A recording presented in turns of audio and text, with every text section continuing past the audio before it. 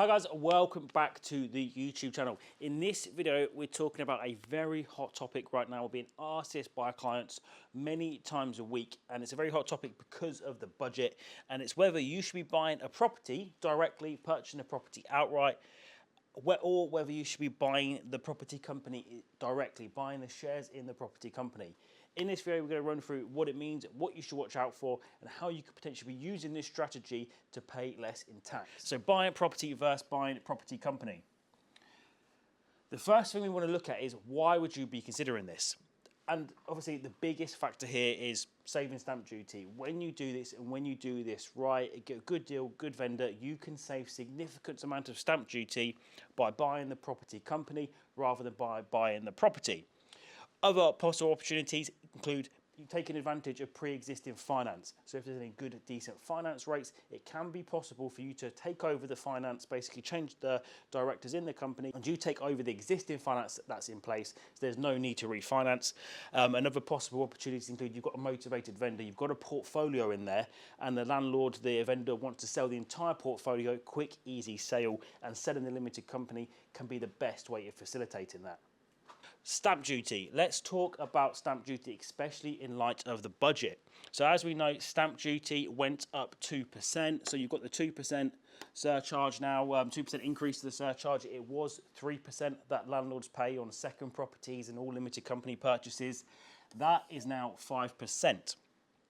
And also, there are some changes to the rate. So instantly, that high rate additional dwelling surcharge came into effect, but the bands have stayed the same. So we can see here that up to £250,000 worth of property value, you pay 5%. The value of the property that between 250 to 925, 10%. 925 to 1.5, 15%. And always remember, non-residents got an extra 2% surcharge on top of that as well. Just want to pause the video right here to make sure that you have hit that subscribe button with notifications turned on.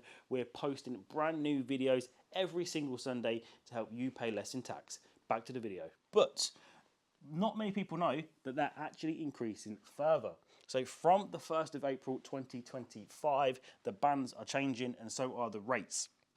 So these are the amounts inclusive of the higher rate additional dwelling surcharge. So where you purchase a property for 125,000, 5% on the value of the property that falls in that band. 125 to 250, 7%.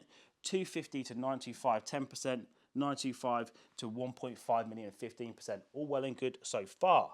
But let's give you an actual example of how stamp duty is calculated. So you can see here we've got a property with a £250,000 purchase price, 250 up here, all very simple. First 125k at 5%, second 125k at 7%, 6,250, 8,750. On this property purchase, we've got a total stamp duty liability of £15,000. Here's a different example. So for a property worth £500,000, 500,000, especially the HMO investors, £250,000, that's typically single buy to let territory. £500,000 or so, that's pretty decent HMO territory. As before, you've got your 15k from previous, but now we've got 250k at 10%, so a total 40k stamp duty liability on purchasing the property outright. So that's a massive change. It's pretty much doubled from where it was pre-budget. So for property investors looking to get started, that's an extra 40k capital that you have to find.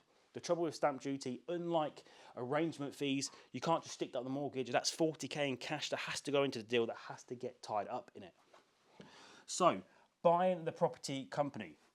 What does this actually mean? A lot of people kind of float this concept around and they don't fully understand it.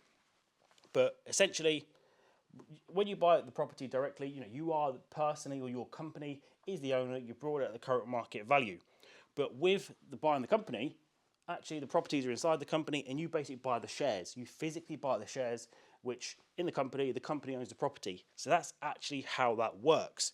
But the big stamp duty benefit here is only 0.5% stamp duty reserve tax on over £1,000. So it's massively lower than the stamp duty rates.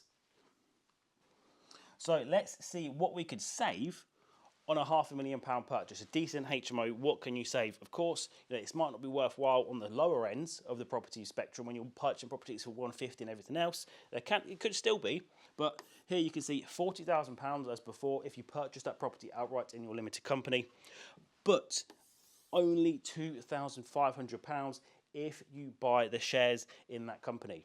So that's a 37.5k tax decrease, less capital that you've got to find to put into the deal if you can negotiate with the vendor, if they conveniently got it set up in a separate SPV limited company for you just to come in and buy.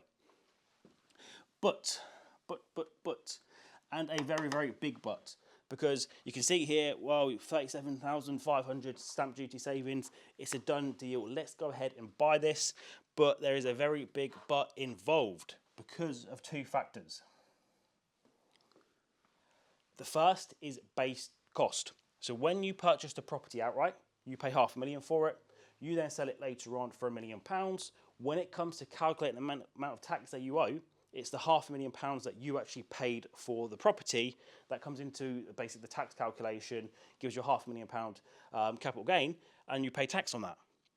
But with the property company, you've only bought the shares. You haven't actually bought you haven't bought the property that's inside the company. The company did way back when, and as a result, in the company, the property can actually be recorded. Indeed, it usually is at a much lower value. They probably purchased a property 5-10 years ago, and it's gone up since.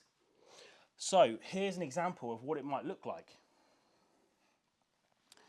So again, with that £500,000 property, it's quite likely that in that limited company, it was actually only originally purchased for £300,000, and you're paying $500 for the shares in the company.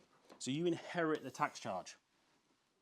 So, okay, say for instance, a couple of years later, when you go to sell that property, where it might be £1 million now, rather than your proceeds, your base cost being £500,000, which it would be if you purchased it outright, it might only be recorded as £300,000 that the company originally paid for it, not you, because you bought the shares in the company. So what you need to do here is, as part of the due diligence, look at the costs that the company originally paid for the property. In this case, if they paid $300, you need to make sure that you're fully aware at the current tax rates that you've basically prepaid, or you need to negotiate down, because if the company were to sell it, they would have a £50,000 tax charge, so you need to factor that into your negotiations, that you're effectively picking this up for the vendor. Of course, it's a £500,000 property, and you say to them, we'll split the difference, you could still save 10k roughly on the stamp duty, or even better, you can buy it for £450, then it makes sense, because you can save the stamp duty, make sure that you get it at a good price to reflect the fact that you are picking up some of the corporation tax for the vendor. But other factors you need to consider as well. The big one, due diligence, the double D's of the bad kind. So you can be responsible for prior issues in the company, because remember, you are buying the company's been trading for many years. If somebody now sues the company, well, actually that's a you problem, because you now own the company, you are the company. So as a result, if there's any issues with tenants, it's a great example of this might be deposits not being protected. That is now a you problem as a limited company owner. Same with underpaid taxes. If they've not done things right previously, they've got VAT bills, corporation tax bills that HMRC could come along and inquire, you are now responsible for that. Of course, you can get warranties and indemnities, but realistically, by the time you've purchased a company, the vendor has long gone away. So the chance of you actually going through the courts, getting your money back, if you do have any issues, are very, very slim. So make sure you do remember this. And those really are the main things to be considering. So yes, purchasing the property company itself can be fantastic, as we've seen with those stamp duty savings that we spoke about, the 37,500 you could save on a £500,000 purchase price. But remember, you are picking up some of the tax for the vendor there as well, so make sure that you are fully aware of that and the deal still makes sense. Of course, if you split the difference, you reduce the price down a little bit, or down a little bit for the corporation tax that you're effectively picking up, and you still saving stamp duty and the due diligence makes sense.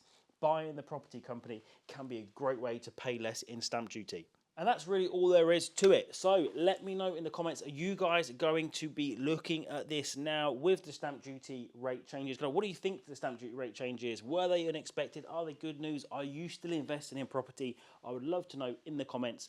Otherwise, guys, make sure you hit that like and that subscribe button so you get notified as soon as I post brand new tax saving content. Bye for now.